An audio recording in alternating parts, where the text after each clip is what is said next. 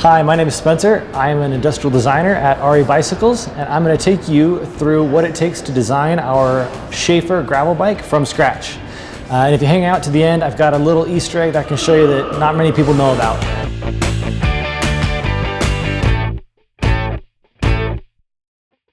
This is my desk, this is where I work, and this is usually where the process starts. Sometimes years before we get an idea to start developing in earnest a bike, there'll be ideas running through my head, or I'll want to get something out onto paper, and so I'll draw and I'll sketch, and sometimes it's a real rough drawing, but for me and for a lot of the design process, drawing and sketching is kind of thinking. It's thinking in 2D, thinking in shapes and forms, and trying to kind of develop an idea of what something looks like and what something is. So a lot of my sketches start out really rough. You've got just really basic things, and as I sketch and as I draw, I'm kind of developing in my mind an idea of what that bike is going to look like. Some of the details of how it functions, how it works, geometry details. And the more time I spend thinking about that, the more detailed those drawings will get and the more accurate they'll be. And before long, once we've kind of got a good idea of, is this something we want to create? Is this something that we really want to develop? We've got a good idea of what it could look like. So this is probably some of the earliest type of drawings that I'll have. And it's just, a bunch of basic sketches on a page, just thinking about, what can you do? For example, like right here, having a lifted chainstay so you have more room for tires. Because this was a time when we realized a lot of people were wanting more tire clearance on their gravel bikes. So how do you do that? What can you do to get more tire clearance? On this, how do you make sure you can have a tire that fits everything? So this is a kind of a significant cutout in the seat tube to give you more tire clearance, but also with that cutout in the seat tube, it gives this a little bit thinner area here. It gives you a little more compliance in your holes, in the frame for where you sit. I'll, bust out the markers and give it some form, give it some color, so we can tell, what do the tube shapes actually look like? How do things go together? Where do bottles fit? Even down to like what are the shapes of the tubes. I'll go through, and this is our seat tube and what it looks like from here, there, and there. As you go through that seat tube, it's just a cross section of each different part of that seat tube and what that shape looks like.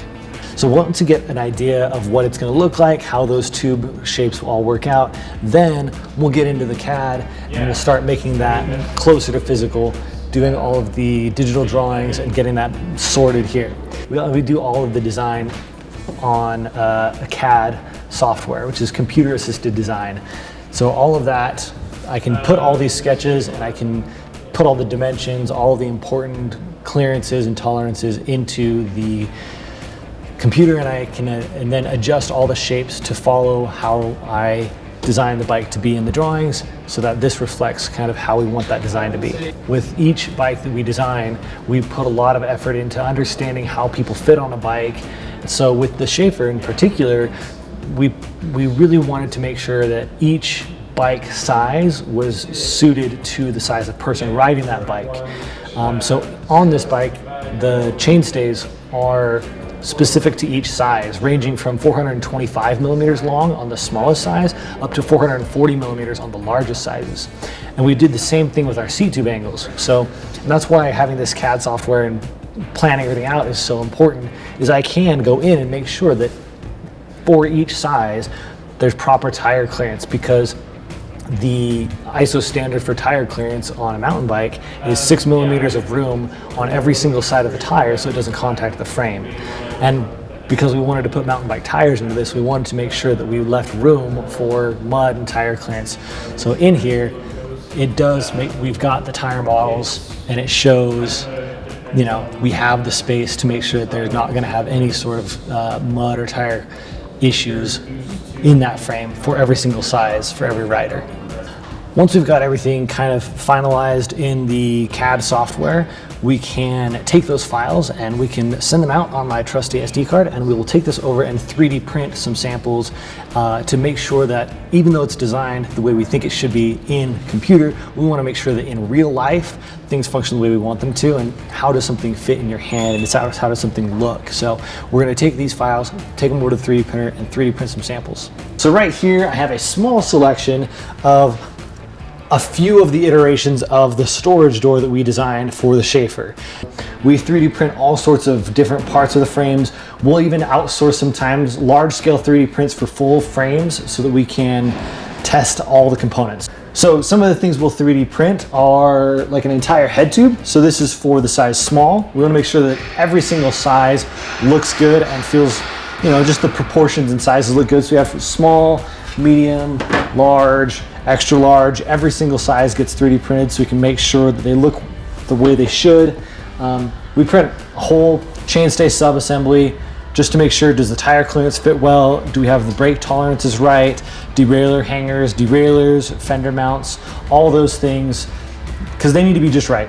We even 3D printed the threads into the bottom bracket shell so we can install cranks onto this, check out chain ring clearances, because that was, you know, one part of the Shafer really important was we needed to make sure that it has the gearing that a gravel bike should have while also having the tire clearance that we think that the gravel biker needs. So after we 3D print all of the important critical measurements and tolerances on our frames and we're sure that everything's going to work the way we want it to, then we open up a carbon fiber mold and we get frame samples made. Once those frame samples show up, then we build them up. We do a lot of testing, measuring, checking to make sure everything is exactly how we designed it. And then it's the fun part. Then it's the building it up and then testing and riding it. Then we do a lot of measuring, a lot of checking. We'll make sure that all of the tolerances, the bearings, the bottom bracket, seat post, all the clamps, everything is fit the way that it needs to fit. Everything measures the way it should be. All of the geometry is how we designed it. And then we start assembling it with components. We start to put on the fork, the bars, the wheels, assemble it exactly how we would expect to sell it to customers. And what's fun about this part is we get to test out different components. We get to try out the bike in different configurations. And part of that process is us figuring out what are the best components for the bike? What tires are gonna be best suited for this bike? What handlebars are gonna work the best?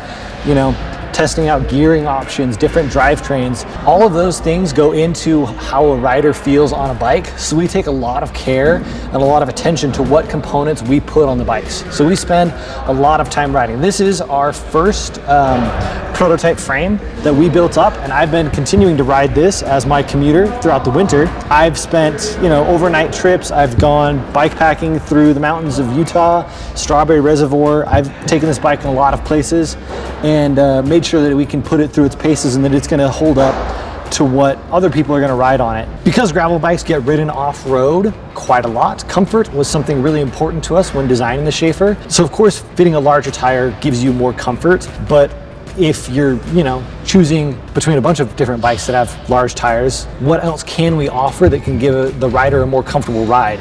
And we found a way in the design of the frame itself to offer more comfort. So if you look at our seat tube thins out down here near the bottle mount, and that thin area here, along with the seat stays being dropped on the seat tube, allows for this whole area to flex when you kind of hit a bump or hit something in your seat.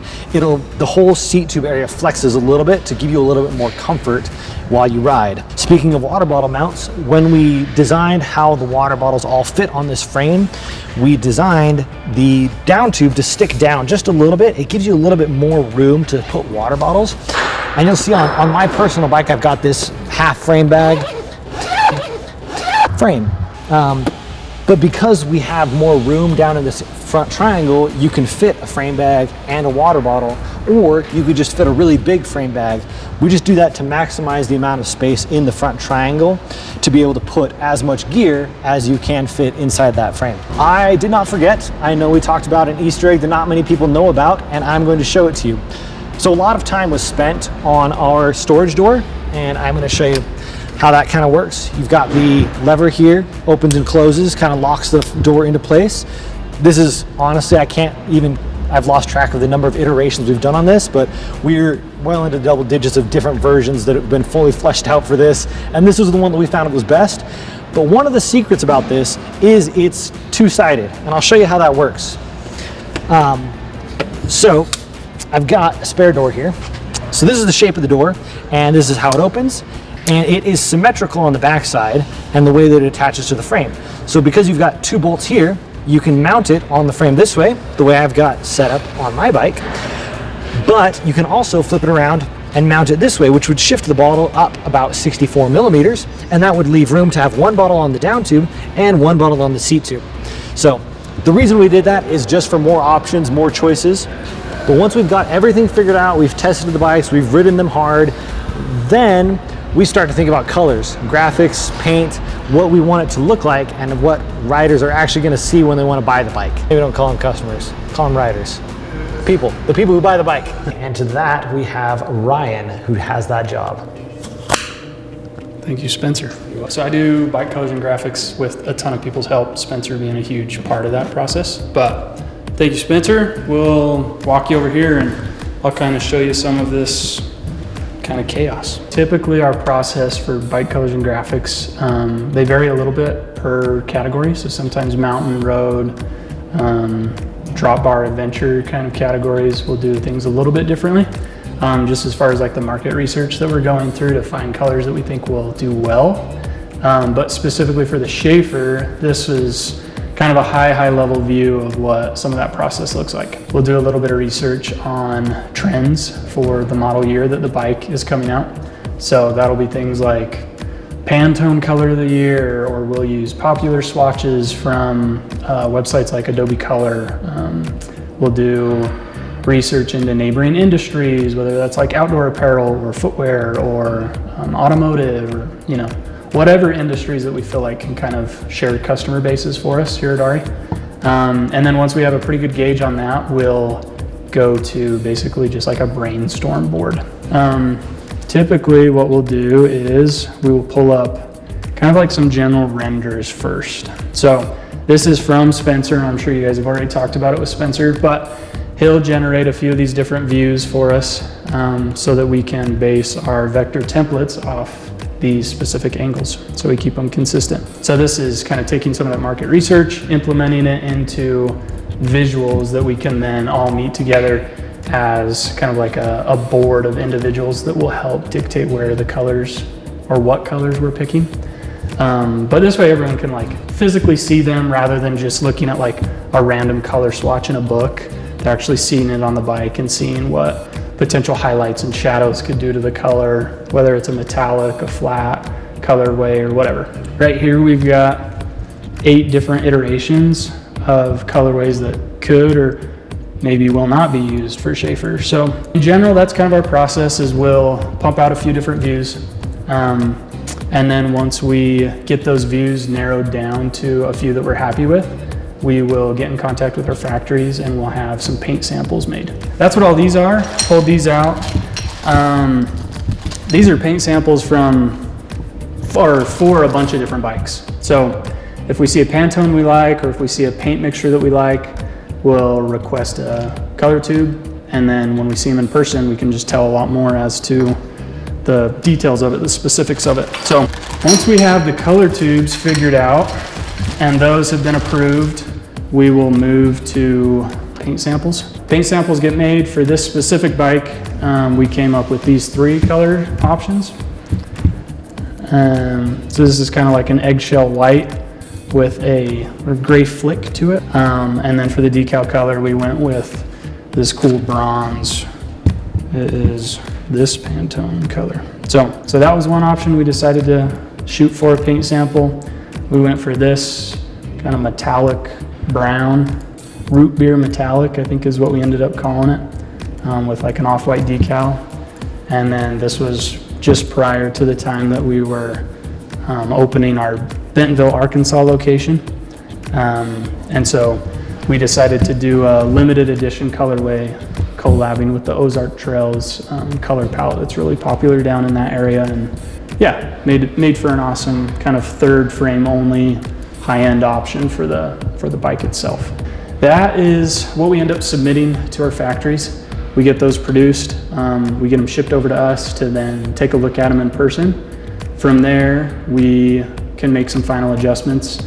If we don't like the color on the bike, we can change it fully. It is a good kind of like final check for us to check out decal sizing, to check out decal placement, like I said, the actual colors themselves. And yeah, let's go take a look at some of the production models, and we can kind of see what we changed from our first paint samples to production. So here we are, we're in front of both production models.